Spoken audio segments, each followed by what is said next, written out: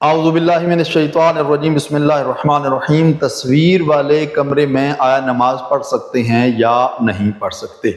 مومنین کی طرف سے سوال کیا جاتا ہے۔ یاد رہے کہ تصویر کی مختلف صورتیں ہیں۔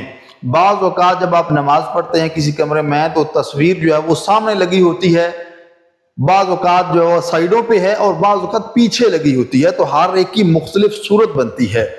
مختصر یہ کہ اگر آپ کے سامنے تصویر لگی ہوئی ہے تو پھر آپ اس کمرے میں نماز پڑھنا آپ کے لیے مکروہ ہے۔ اسی طرح اگر دائیں بائیں بھی ہے پھر بھی مکروہ ہے، اور پیچھے اگر لگی ہوئی ہے، یہاں تک ملتا ہے سستانی صاحب کو جو فتویٰ ہے، اگر اس کمرے میں پیچھے بھی لگی ہوئی ہے تصویر پھر بھی آپ کے لیے وہاں پر نماز پڑھنا مکروہ ہے۔ لیکن فرق یہ ہے کہ اگر بالکل سامنے لگی ہوئی ہے تصویر تو اس صورت میں زیادہ مکروہ ہے، اور اس مکروہ سے مراد یہ ہے کہ نماز کا ثواب کم ہوگا، آپ کی نماز بہر صورت درست ہوگی لیکن یہ ہے کہ اس نماز کا ثواب کم ہو جائے گا۔